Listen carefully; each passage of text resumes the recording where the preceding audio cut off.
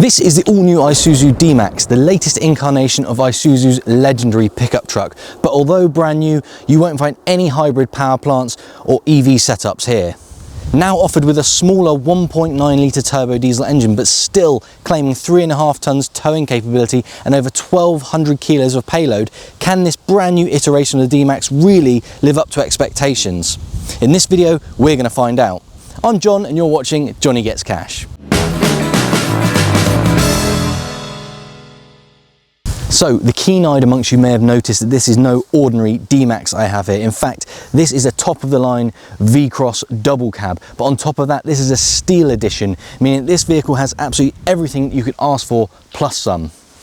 On that note, let's start by talking about prices. Whereas prices start from as little as £27,500 on the road, plus VAT, for a base spec utility two-wheel drive example, if you want something like this, which is a V-Cross double cab automatic, you're looking at £40,005 on the road, or £47,926 with the VAT. Or if you want something exactly like this, the steel edition, you can bump that up to £42,705 on the road, or £51,246 with the VAT. So straight out of the gate, we're not talking chump change here, but why is this steel edition so much more expensive? Well, on top of the obvious, such as the limited edition steel grey mica paint, the steel edition enjoys a host of extras, such as dark grey arch and rear bumper extensions, roof rails, power folding mirrors, custom steel puddle lights, embossed steel headrests, and lots of other things, such as the damper assisted tailgate, which is a really nice touch. The elephant in the room, of course, is the new smaller 1.9 litre turbo diesel engine. Offering 164 horsepower and 360 newton meters of torque, the 1.9 turbo diesel is the only engine available in the range, so it's a bit of a Hobson's choice. You can either have the 1.9 turbo diesel, or you can have the 1.9 turbo diesel. The choice is yours. That is until 2026, when Isuzu claim they're going to be releasing an all-electric version. But until real-world figures like range and recharge times are properly tested, I think we won't say too much more about it. Despite the smaller engine, the D-Max still offers 3.5 tonnes of towing capacity and over 1,200 kilos of payload. So this thing really can mix it with the best of them when it comes to graft. Inside, this plush steel edition offers a sort of fit and finish that you'd have been happy to see in a luxury SUV 5 years ago. Leather seats, dual zone climate control, smart infotainment system, and no less than 10 cup holders.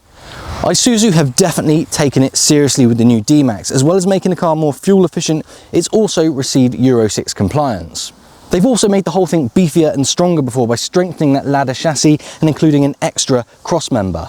All of this means that the D-Max scored the highest possible 5-star NCAP crash safety rating. And the good news doesn't stop there. The D-Max comes with a 5-year, 125,000 mile warranty, as well as 5 years of UK and European roadside assistance. So we've covered why the new D-Max is better on paper, but what is it like to drive? Well, as you might expect from a modern pickup truck of this calibre, it's very easy to drive, and in actual fact, if it wasn't for the shorter range gears and the elevated driving position, you could almost call it car-like. There are 4 main trim levels with the D-Max. There's the utility right at the bottom, there's the DL20, the DL40 and the V-Cross like I've got here. Now you can have a choice of double or single cab at the lower end of the range, so utility and DL20, but if you want a DL40 or a V-Cross, the higher end of the range, you're going to have a double cab because that's all they offer. But throughout the range, all D-Maxes come with a locking rear diff as standard. As well as that, they all have hill descent control and hill start assist, again as standard throughout the range. What's more is that none of the D-Max range is subject to speed restrictions because every single one of them weighs less than 2,040 kilos. That means they're not classed as commercial vehicles. If they were, they'd be subject to speed restrictions, meaning they'd have to go 10 miles an hour less than the speed limit on single and dual carriageways. But as I say, the whole range is free from that. On 4-wheel drive versions of the D-Max, there's a feature called trailer sway control, which, as you might expect from a feature called trailer sway control, it detects sway of any trailer you might be pulling. Now what happens is, if you're towing a trailer and the thing starts to fishtail, the truck can detect that and it'll automatically reduce your speed in a gradual manner in an effort to reduce the trailer sway. Now that brings me to my next point. I mentioned earlier that the D-Max scored a 5-star NCAP rating, and a large part of that is due to the ADAS system, ADAS, Advanced Driver Assist Systems. Now that is basically a host of intelligent features that help to keep you safe from the environment you're driving in and unforeseen. But if you're the sort of person who doesn't like too much hand holding from a car, I don't think you're going to be too impressed with some of the ADAS features. For example, there are two that I've noticed while I've been testing this DMAX that have driven me a little bit crazy. First of all, there's the excessive speed warning, which is a system that knows what the speed limit is and it will beep if you exceed it, but it will also beep every time the speed limit changes. So if I go from a 40 into a 30, it will beep and let me know, that's fine. If I go over the speed limit, it will beep and okay, I shouldn't be going over the speed limit, that's also fine. But what I have noticed is, out in the sticks where I live, the system doesn't always know what the speed limit is. So sometimes it'll think you're doing 60 miles an hour in a 30, but you're actually in a national speed limit. So it beeps at you constantly telling you you're speeding, you're exceeding the legal speed limit. And that can drive you nuts.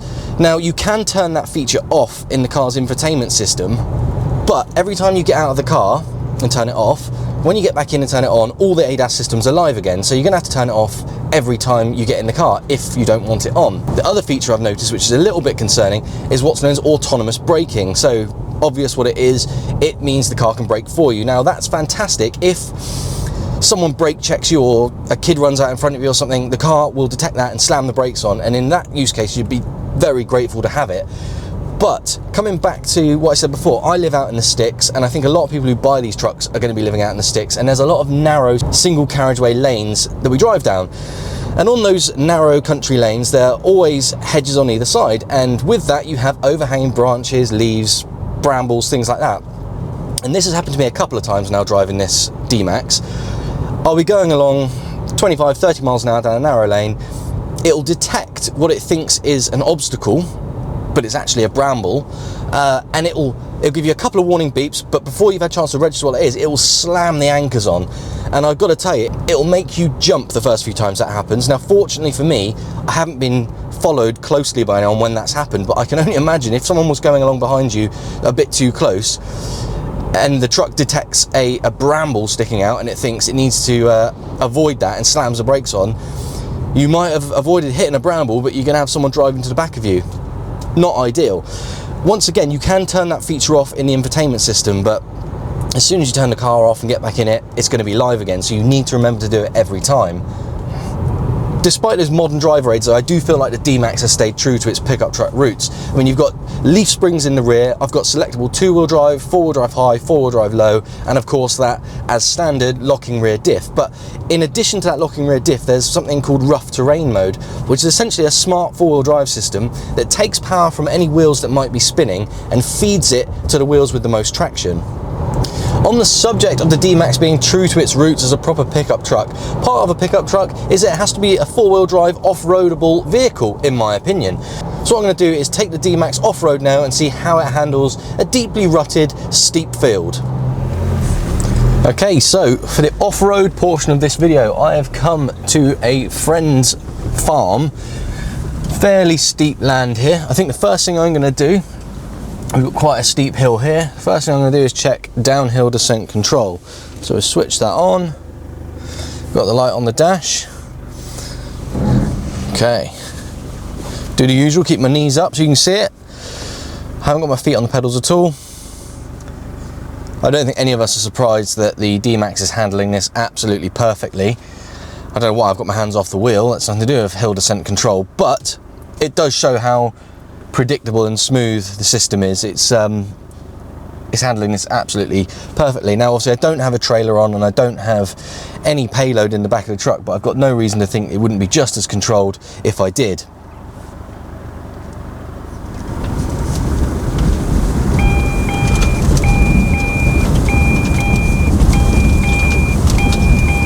So that's something else I've just noticed. As mentioned before, I think a lot of farmers are going to buy this DMAX, and when you're working on the land, you don't always put your seatbelt on, just like I don't have my seatbelt on now because we're off-road, and that constant beeping is telling me that I need to put my seatbelt back on for safety reasons. And of course, if you're zipping between fields just like I am now, you're not going to have your belt on. Now I don't know if there's a way you can turn that off, but I really hope there is, because I think a lot of people who buy these trucks are going to not be wearing seatbelts for a lot of the time that they're driving them, so we don't want that alarm all the time. Okay, on this next steep section, I've put the DMAX into four-wheel drive, and I've also engaged that rough terrain mode I was talking about, which is where any wheels that spin, the power will be removed from those and fed to other wheels with more traction.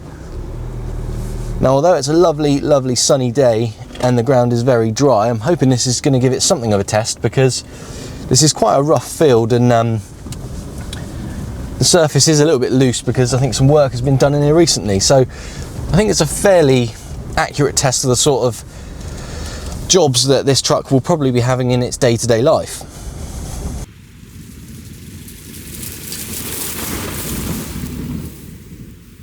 It's got to be said as well, although this is a very, very bumpy field, I would definitely say the ride quality is respectable. I mean, I'm doing 15 miles an hour over heavy ruts, and whereas I am shaking around a little bit, I'm sure you can still hear me and understand what I'm saying. So it's not quite as agricultural as pickup trucks of years gone by, I'll say that.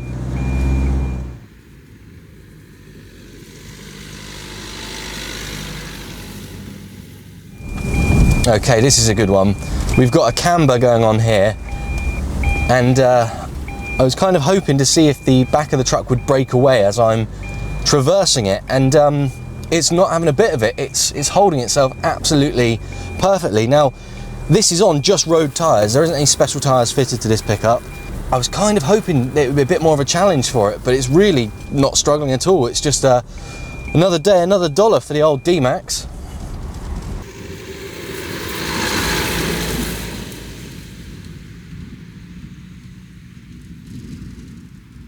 So, the new DMAX offers a solid warranty, improved fuel efficiency, improved safety, and a genuinely impressive towing and carrying capability. But is it worth considering if you want a pickup truck that not only looks the part, but is capable of doing a proper day's work?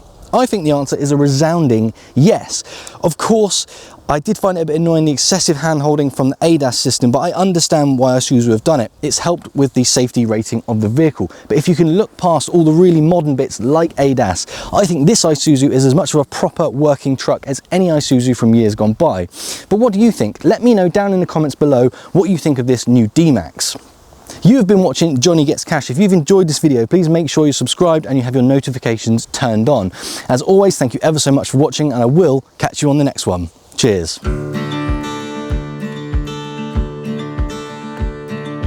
Mm-hmm.